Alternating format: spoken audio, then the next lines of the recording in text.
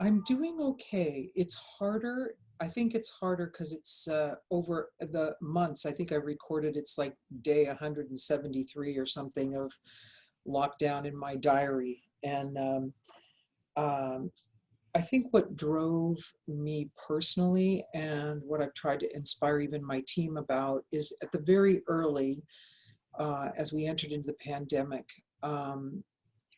I felt very strongly about the fact that I think each of us are going to get judged uh, on how we were able to help one another in a crisis, and to make sure that we can tell our story and that others can tell our story. And uh, and so certainly OCBC, from my career perspective, my job perspective, we retooled everything to go virtual. We took a bi-weekly newsletter and made it into a daily newsletter. We made sure we curated information from as many sources as possible to get the best information for resources, both financial, food, childcare, things that you might not think that an OCBC might focus on, but anything we could do to help people stay in business, feed their families, get the best information in a very, uh, you know, I guess changing and robust dynamic as we're all learning how to live in a pandemic world, right? So uh, on top of that, when you're in that kind of an intense moment, it's very energizing, and you're mission driven and you do it. After so many months, and especially with Zoom meetings, it can get very exhausting, right? And a lot of folks, you find out, they're not as comfortable on Zoom. Um, they're more introverted. It's harder for them to stay focused and pay attention. And yet, I will share with you that it keeps us going because, when you get a call from a senior citizen saying, "Thank you for your newsletter. I don't have a way to go to that food bank to pick up the food. Could somebody get it for me?" And one of my staff people gets in the car and goes get foods and brings it to a senior couple. I mean, that's the kind of stuff that, you can go to say, okay, well, I helped somebody today. So it starts from the very broad. And I share with you, we try to stay energized, but it is exhausting. And after so many days, you have to find ways to remind yourself, this is a short time. It feels like forever, but stay focused on the mission. And there's still a lot of people in need, and still a lot of people helping as we're starting to slowly reopen. Also, one of the things I'm really, really proud of, we were very early on realized, because our membership is comprised of global companies. So we're watching what other countries are doing. And they were way early into masks, social distancing, cleanliness, and, Orange County and the politicization in the United States of healthcare. It became kind of like, no, good health is good business. And that was our mantra early on, encouraging people to wear masks. And man, we got yelled at, you're not supporting business enough. And now we're proving, of course, to be right. It's how we're opening up, is because finally folks are taking it seriously.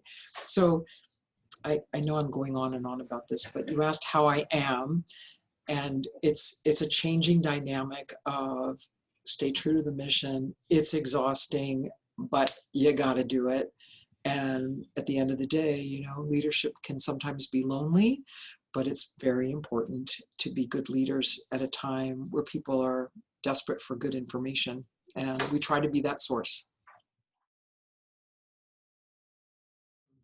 Well, I guess I'm not sure if it's new. I'm troubled by the tribalism, but I'm seeing that across the United States.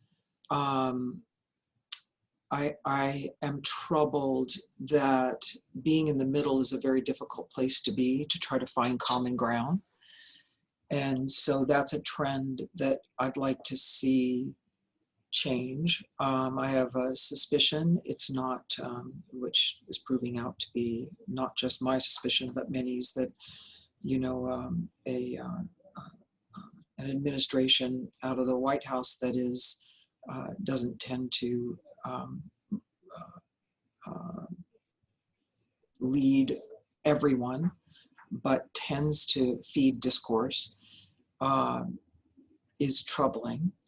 I'm troubled by the fragility sometimes of our system of government, and yet at the same time revel in the checks and balances that have taken place when you got to go to the courts sometime to stop crazy making behavior, and sometimes you got to look to the legislature or Congress.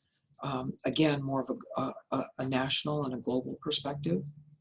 So those are the kind of things. In Orange County, I think a trend that troubles me, that I'm pondering a great deal, is, you know, this is a county where the business community has really wanted this county to get more recognition. You know, we don't have a downtown here.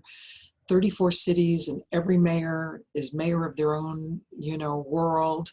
And, you know, Anaheim, Santa Ana, Irvine, they'll compete, but none of them hit that 500,000 population threshold that even qualified for CARES Act funding like the bigger cities in the United States would. So for several years, the business leaders have been trying to get Orange County out there as this is a great place to invest.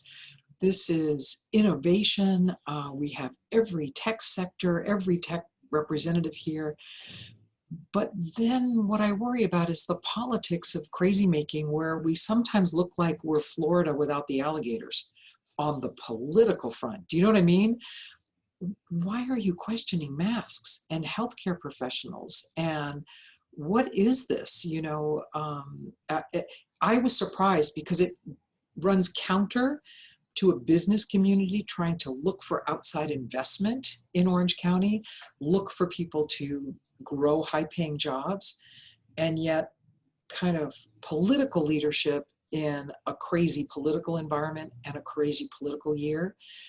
That's a trend that I wonder, it's going to take us a little work when we're out of this to overcome some of those perceptions. So I hope that answered your question, but just a couple things I've been pondering lately.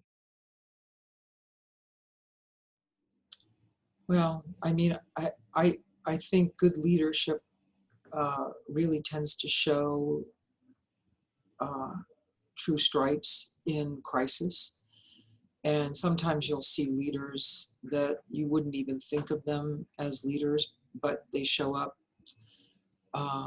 at a good time. In Orange County, you know, I look at quiet leadership of someone like Supervisor Lisa Bartlett, who not even the chairman of the Board of Supervisors, but is the chair of the California State Association of Counties this year, and quietly advocating for Orange County at the state level, while there's a lot of political noise at the local level, and she will get things done. Quiet leadership in Dr. Clayton Chow, trying to manage both good healthcare protocol, but also assuage kooky political leaders at the same time. And I've been impressed with that. So understanding that, plus there's a lot of folks out there that I'm impressed with, that there can be crazy making all around them. And you want to viscerally immediately respond and attack in kind, until you recognize they're afraid. And this is their response out of fear. And they don't quite see what perhaps some of us see. They don't have that global perspective. They don't see the end game. So they're reacting in the immediate. So seeing leaders that can have all of the wind blow through their hair, but still keep calm and recognize what's really happening and respond with love and kindness and respect while deeply listening. I think that's an amazing gift. And I aspire to that kind of leadership. I aspire to that.